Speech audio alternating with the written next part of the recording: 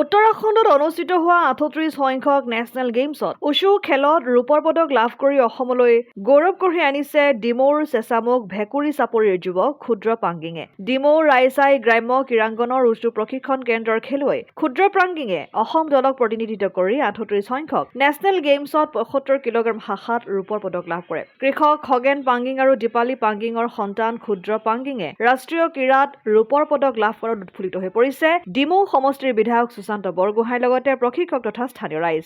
শিৱসাগৰ চহৰৰ পৰা প্ৰায় ৪০ কিলোমিটাৰ নিলগৰ ভিতৰুৱা অঞ্চলৰ পৰা অশেষ কষ্টেৰে প্ৰশিক্ষণ কেন্দ্ৰলৈ আহি কিদৰে কঠোৰ অনুশীলন কৰিছিল সেই বিষয়ে সংবাদ মাধ্যমৰ সন্মুখত ব্যক্ত কৰাৰ লগতে এই সফলতাৰ বাবে ৰাষ্ট্ৰীয় পৰ্যায়ৰ প্ৰশিক্ষক প্লাৱন বৰা আৰু পিতৃ মাতৃয়ে যথেষ্ট কষ্ট কৰা বুলি জানিবলৈ দি কৃতজ্ঞতা প্ৰকাশ কৰে শিৱসাগৰৰ গ্ৰামাঞ্চলৰ পদক বিজয়ী কৃষকৰ সন্তান ক্ষুদ্ৰ পাংগিঙে।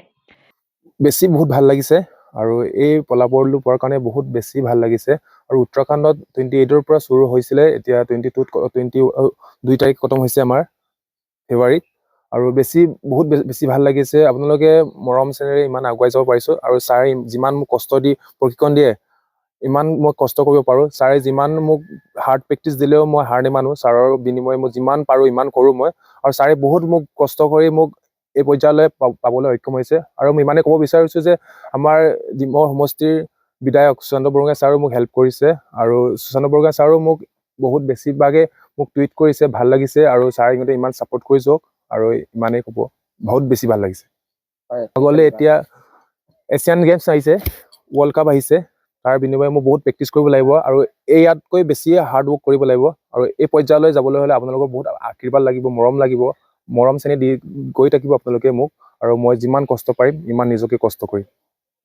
হয়, আমাৰ গাঁৱৰ পৰা যাবলৈ চেঁচামুখ ভেকুৰি চাপৰি যাবলৈ বহুত দূৰ আছে। আমাৰ ৰাস্তা পদূলি বেয়া, আমি ইয়াৰ পৰা যাওঁতে কেতিয়াবা বৰষুণ দিলে আমি প্ৰেক্টিচ অফ কৰিবলগীয়া হয়। আমাৰ ৰাস্তা ঘাট দেখিছে আপোনালোকে কিমান কষ্টৰে আমি যাবলগীয়া হয়। আমাৰ ৰাস্তা নাই, আমাৰ ৰাস্তা যাবলৈ ইমান কেতিয়াবা বৰষুণ দিলে আমি চাইকেল লৈ যাব নোৱাৰোঁ, বাইক লৈ যাব নোৱাৰোঁ, কেতিয়াবা লাইন গাড়ীত যাবলগীয়া হয়। ইমান কষ্ট কৰি আমি প্ৰেক্টিচ কৰিবলৈ যাওঁ আৰু চৰকাৰৰ মোৰ এটাই অনুৰোধ কৰিছোঁ, আমাৰ ৰাস্তাখন ভাল কৰি দিয়ক আৰু ইমানেই।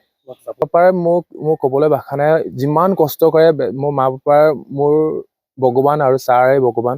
মা পাপাই মোক লোকৰ পৰা আজিৰা কৰিলেও মোক খেললৈ পঠিয়ায় আৰু আমাৰ গৰু ছাগলী ম'হ চহ বিকি পিনি আমাক মা পাপাই মোক খেললৈ পঠিয়ায়। হ'লেও মোক পাছলৈ তুমি যোৱা, আগলৈ যোৱা বুলি মা পাপাই মোক ইমান আগ্ৰহ দি থাকে। শিৱসাগৰৰ পৰা চৈয়দ মুস্তাক ৰহমানৰ ৰিপৰ্ট, অসম আদিত্য।